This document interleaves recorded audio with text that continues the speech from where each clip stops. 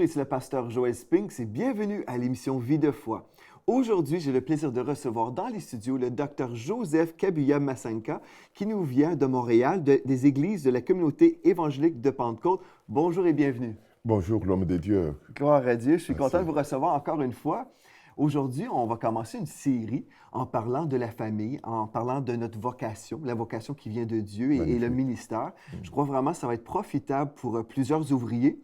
Mais au-delà des ouvriers, je crois que même les brebis dans les églises peuvent recevoir Bénéficier beaucoup. de l'enseignement. Absolument. Merci beaucoup. Donc, merci d'être là aujourd'hui. Et je vous invite à partager un petit peu votre vision pour le ministère. Je sais que vous êtes pasteur, mais aussi un professeur dans plusieurs écoles bibliques, des instituts de théologie.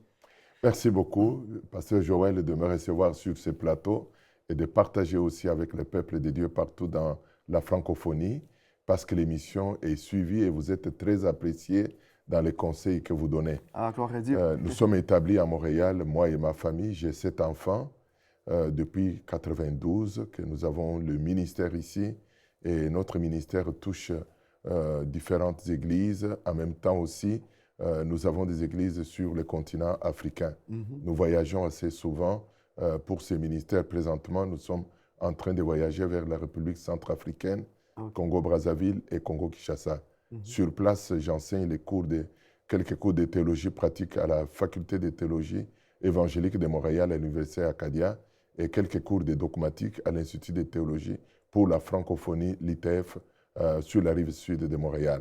Voici un peu en quoi le Seigneur nous appelle, mais j'ai le fardeau de l'œuvre de Dieu, des serviteurs de Dieu pour apporter des conseils, des encouragements, parce que les serviteurs travaillent parfois dans des conditions extrêmement difficiles.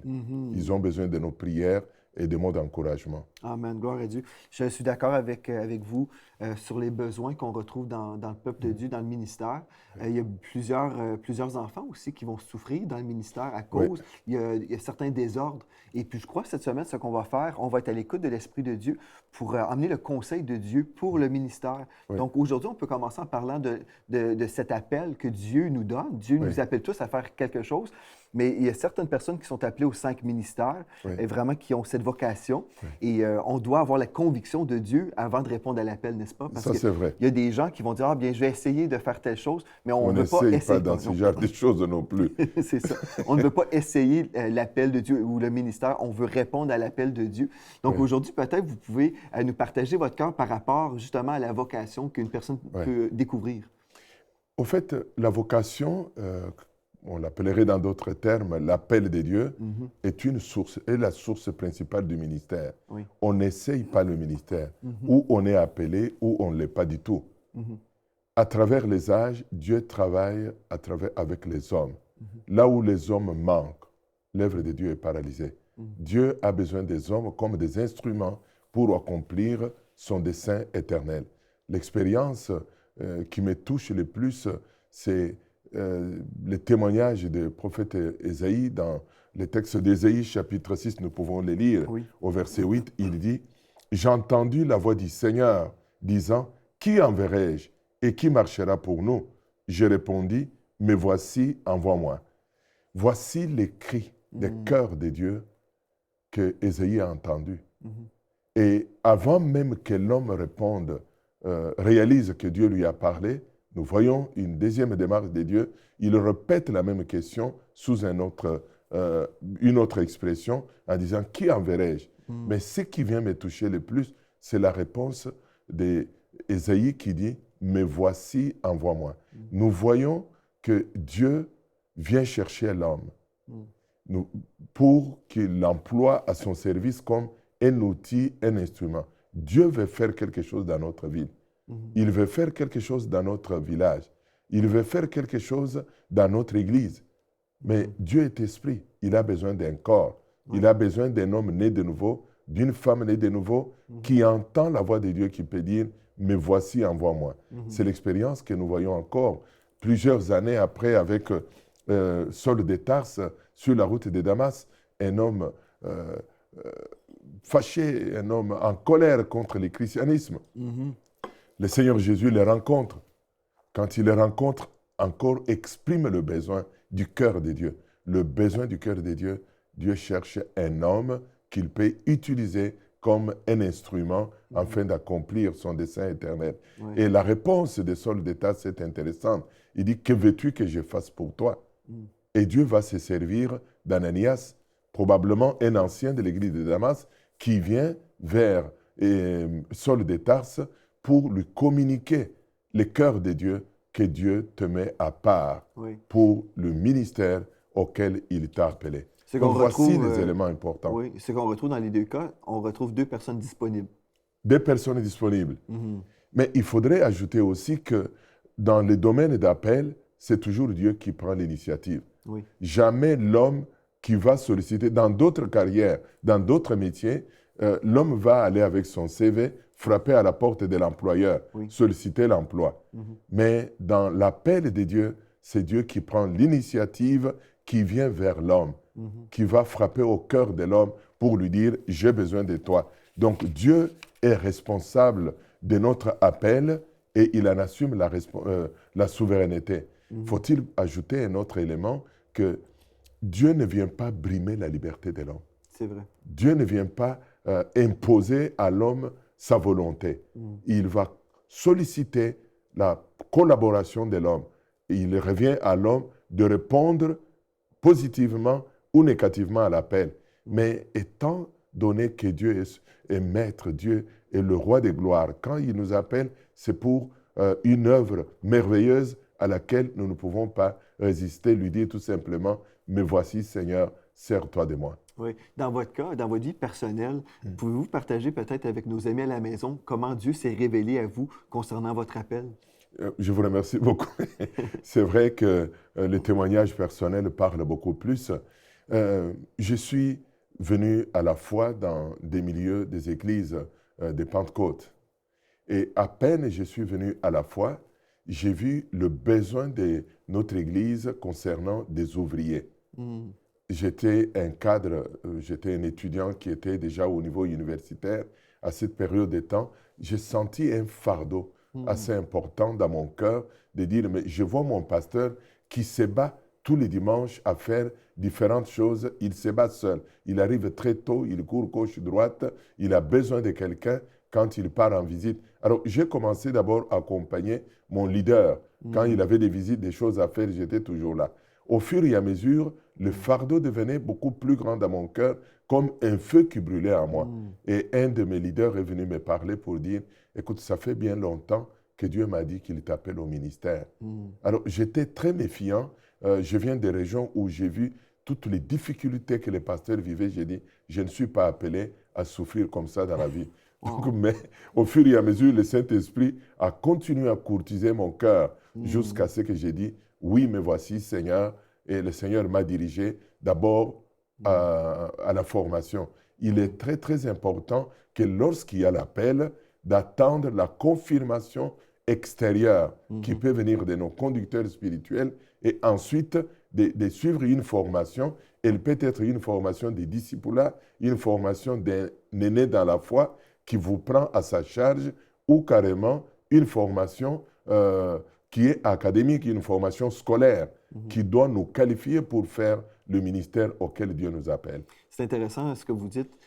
Tout a commencé pour vous en étant sensible, en fait. Vous avez vu que votre pasteur était comme débordé, en fait. Débordé, sans doute. Et puis, vous avez eu la compassion, le fardeau de Dieu qui était là. Oui. Et à cause de ça, Dieu a commencé à travailler votre cœur. Et puis là, les gens de l'extérieur ont vu, ont reconnu. Oui. C'est tellement important parce que souvent, les gens veulent être reconnus, mais c'est une chose certaine. Quand dans votre cas, vous avez eu cette compassion ou ce fardeau divin, et vous avez déjà commencé à servir. Il y a des gens qui ne veulent pas servir, premièrement. Ils veulent juste arriver à un poste.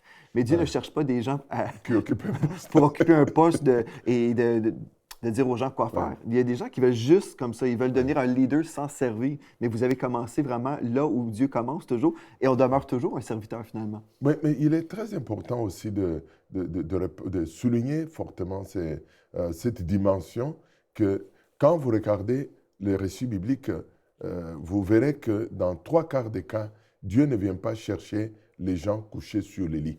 C'est ça. Les gens qui sont au chômage. Il trouve toujours des gens déjà impliqués à faire quelque chose.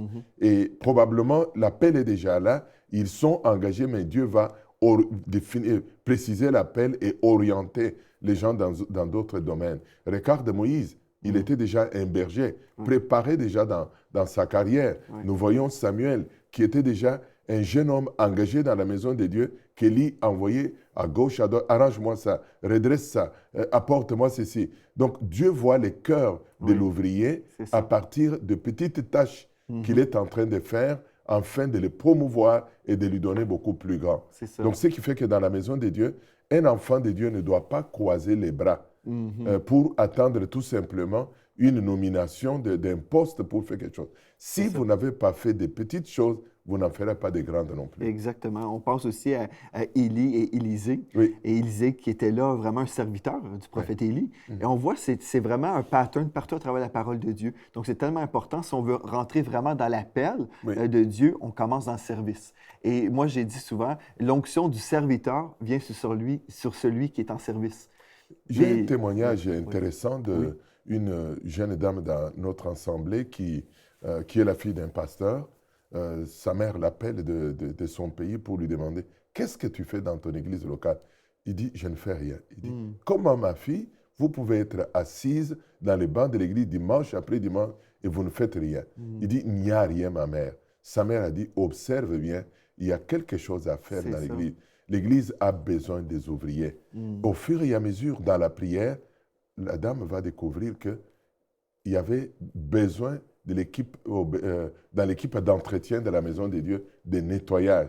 Il vient dire à sa mère, mais il y a une équipe assez réduite au niveau des nettoyages. Il dit, c'est un ministère important dans la maison de Dieu. Commence par nettoyer la maison de Dieu et Dieu te confiera des tâches beaucoup plus grandes. Amen. Il y a des gens qui ne veulent pas avoir la brosse pour laver la toilette, mais ils veulent le micro. Mais si on prend la brosse pour laver la toilette, on va peut-être avoir le micro. Amen. C'est ça. Amen. C'est tellement Je partage important. avec vous la vision. Ça, c'est très important. C'est vrai. Vous me demandez tout à l'heure mon cheminement. Oui. C'est que j'ai commencé par porter la Bible de mon pasteur. OK. Ensuite, j'ai fait les protocoles, les placiers dans l'Église. Donc, mon ministère a connu une progression année après année quand Dieu m'a trouvé fidèle comme un portier des Bibles. Ensuite, placier, il m'a trouvé fidèle. J'étais diacre dans l'Église, ancien dans l'Église, candidat pasteur. Donc, Dieu m'a formé progressivement et m'a équipé. Donc, je n'ai pas commencé par les hauts. Quand on commence par le haut, on va vers le bas. Mais il faut commencer par des petites tâches où Dieu nous forme, Dieu nous équipe, nous entraîne. Et en nous formant ainsi, nous serons efficaces à chaque étape de notre ministère. Et une chose aussi importante, je crois, dans ce que vous dites, on doit aussi réaliser que Dieu nous appelle à avoir une bonne attitude tout au long du service. Parce qu'il y a des gens qui vont servir avec une mauvaise attitude et ils ne réalisent pas pourquoi ils ne vont jamais à un autre niveau. Mais je crois que Dieu regarde toujours au cœur, n'est-ce pas? Donc, comme vous êtes là avec la Bible de votre pasteur, Dieu a reconnu que vous aviez un bon cœur, vous étiez non seulement disponible, mais aussi vous avez une bonne volonté. Mais il y a des gens qui pensent, OK, je vais faire telle chose, mais avec la mauvaise attitude, Dieu ne peut pas bénir cette chose-là. Dieu ne bénit pas une mauvaise attitude. Nous venons avec le cœur des serviteurs, dans un esprit d'obéissance et dans un esprit de soumission. Toujours servir avec joie. Amen. Dans la maison de Dieu. Amen. Vous mentionnez aussi que Dieu peut se révéler à plusieurs niveaux concernant l'appel de Dieu. Pouvez-vous nous partager un peu ce que vous voyez là, dans la parole? C'est-à-dire que lorsqu'il y a pas mal d'éléments que nous pourrons élaborer ensemble concernant l'appel, il faut noter que l'appel de Dieu, dans les cas que nous avons évoqués de Saul de Tarse, comme celui d'Élie et d'autres serviteurs comme Moïse, comme Samuel, ils ont eu des visions spectaculaires. Mais nous ne devons pas uniformiser l'appel de Dieu pour dire il faut que j'ai aussi une grande vision pour voir que Dieu m'a appelé quelque chose de sensationnel. Mais l'appel de Dieu peut venir à nous de diverses manières. Tout à fait. Dieu est souverain, il est le Dieu infini. Il utilise des moyens infinis de venir à nous. La première chose, je parlais de mon cas personnel, que Dieu a déposé dans mon cœur, il a travaillé au niveau de ma conscience. Il a déposé un fardeau particulier dans mon cœur et qui a été confirmé par mes conducteurs spirituels. En deuxième lieu, Dieu peut nous parler à travers la prédication. Quand nous écoutons une prédication un dimanche, et la parole peut toucher notre cœur au point de réveiller dans notre cœur un besoin dans lequel nous pouvons répondre. Donc, Dieu peut nous appeler aussi à travers tout simplement les témoignages. Il arrive des fois que nous avons des missionnaires, des serviteurs de Dieu qui traversent nos églises et qui partagent leurs besoins. Quand ils montrent le besoin sur les champs des missions, ça peut toucher notre cœur et réveiller ce qui est à nous. Mais l'appel de Dieu peut passer tout simplement par des dons. Dieu nous a donné à chacun un ou des dons spirituels. À travers nos dons, nous voyons qu'il y a l'appel de Dieu qui est derrière. Ajoutons à cela la méditation régulière de la parole de Dieu. Dieu peut jeter la lumière sur un texte de la parole de Dieu qui vient se greffer sur notre cœur, toucher notre cœur et commencer à travailler notre cœur, nous diriger aussi dans le besoin, dans le champ des missions. Ajoutons peut-être dans cette section-là, nous avons parlé de besoins de l'Église. Dieu a ouvert mes yeux dans l'Église que j'ai fréquentée, qui a des ouvriers qui étaient débordés de travail. Dans chacune de nos églises, ça nous arrive de sacrifier des frères. Un seul frère peut faire 3, 4 choses à la fois. Mais en voyant l'esprit de sacrifice qu'ils sont en train de mener, nous pouvons dire, mais est-ce que je ne peux pas, moi aussi de mon côté, donner mon temps à épauler des frères, m'ajouter dans une équipe de travail. Donc nous pourrons dire que Dieu diversifie les appels. Mais lorsqu'il y a l'appel, il faut éviter de partir même de l'église locale, vite dire, je vais aller fonder une église. Oui. Dieu Très peut important. nous appeler à soutenir un ministère, à grandir dans un ministère. Ça, c'est très, très important que lorsqu'il y a l'appel, il faut la confirmation. Ça, Nous attendons auprès de notre leader spirituel parce qu'il prie pour nous. Il est notre conseiller. Il peut voir l'appel qui est sur notre vie et avoir un entretien avec nous pour nous encourager dans cet appel et ensuite nous encadrer. Avoir un appel est une étape, mais entrer dans les ministères, il y a tout un parcours d'encadrement, de formation de notre aîné dans les ministères pour que nous sachions comment servir dans la maison de Dieu. Vous l'avez dit tout à l'heure, quelle est l'attitude que nous devons adopter? Comment réagir dans telle ou telle autre situation qui peut nous arriver dans les ministères?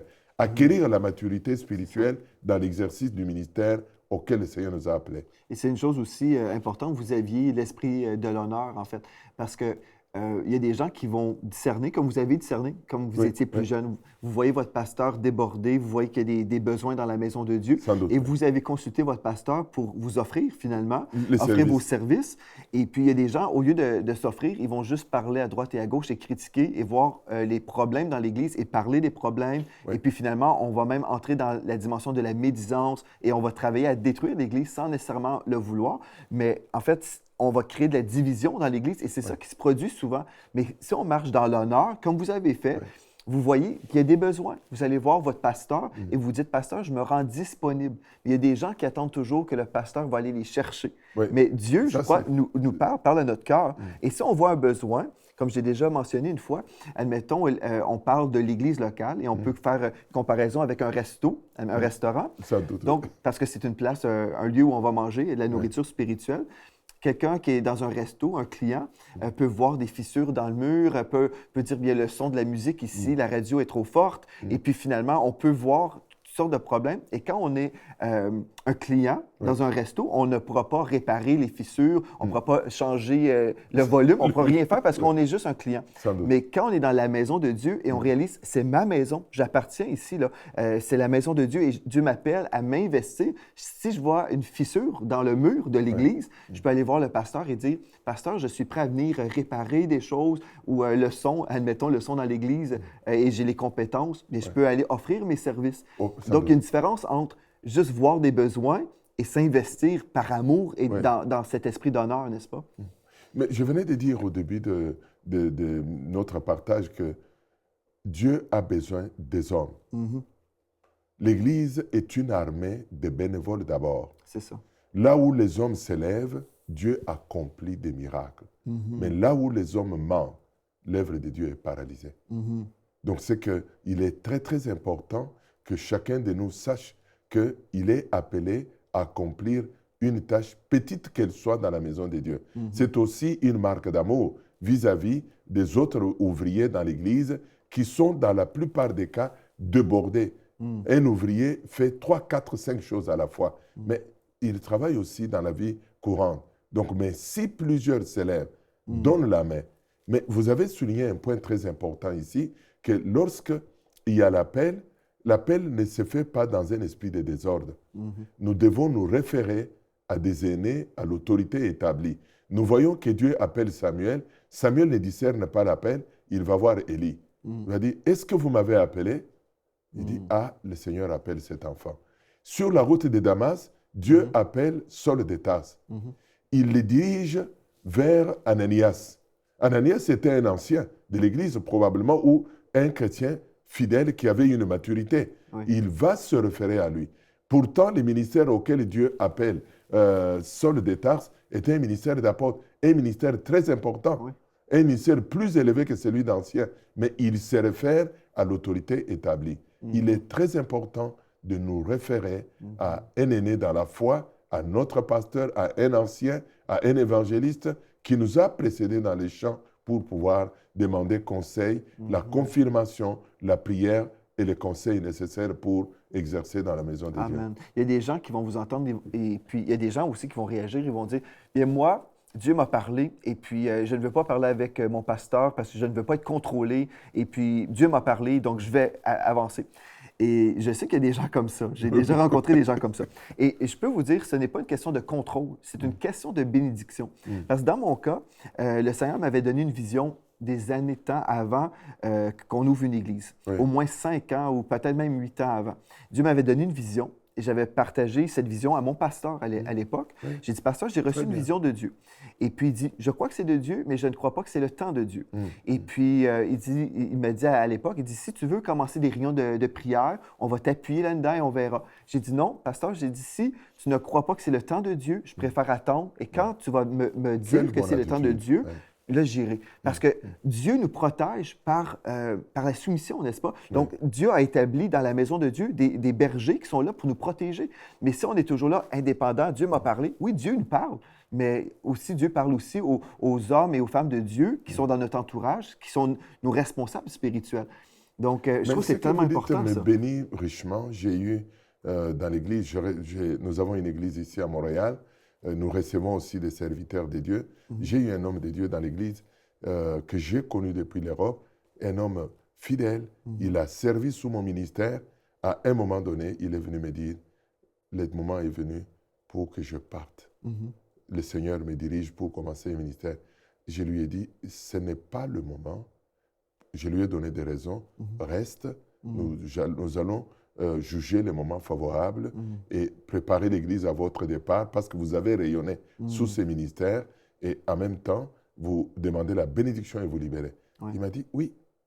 Il a accepté, il est resté jusqu'au moment où je lui ai dit que le temps est favorable. J'ai donné des messages pour préparer l'Église à son départ. Donc, il ne faut pas que notre départ de l'œuvre où nous avons servi déstabilise l'œuvre. On ne doit pas partir dans un esprit de révolte, de rébellion non plus, parce que ça reste l'œuvre de Dieu. Et ce que nous faisons va nous accompagner et ça ne serait pas une bénédiction pour nous. Il faut servir avec de bons cœurs.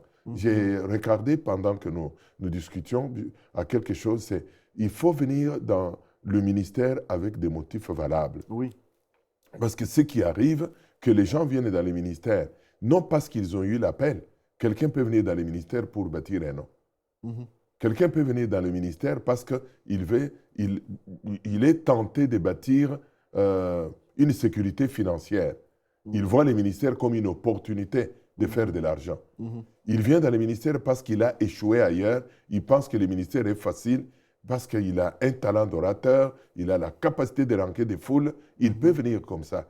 Les gens viennent dans le ministère par moment parce qu'il y a la pression de la famille.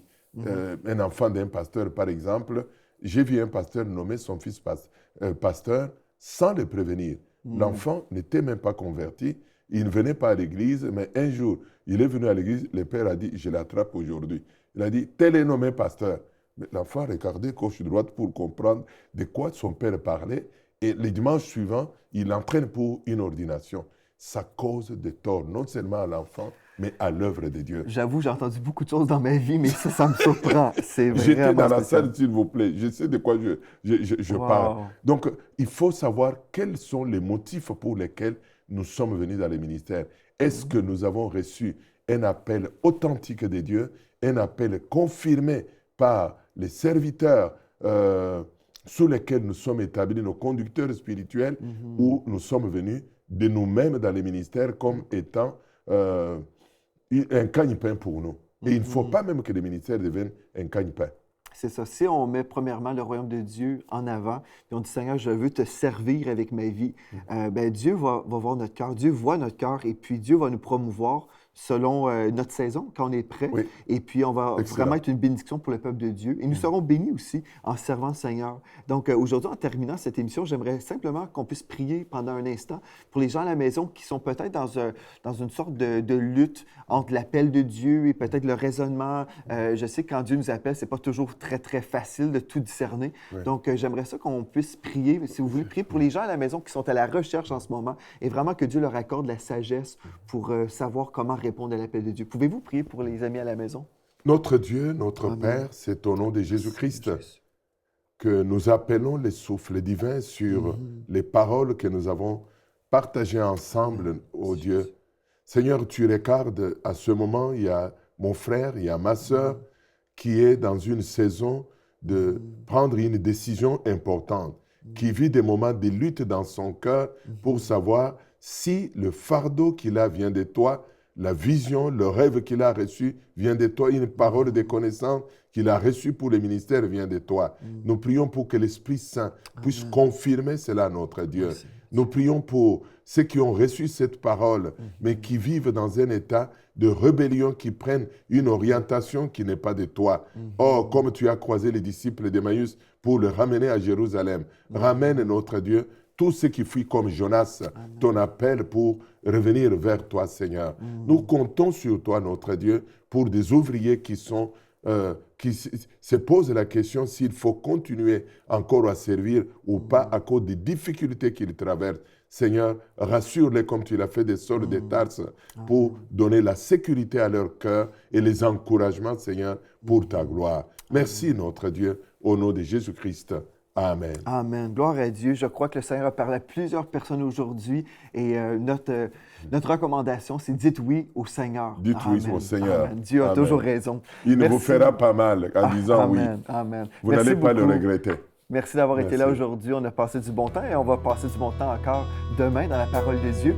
Merci à vous d'avoir été là et d'ici à demain, soyez richement bénis. Amen. Cette émission est rendue possible grâce au précieux soutien des partenaires d'Enseigne-moi Canal International. Retrouvez tous nos programmes sur enseigne-moi.com.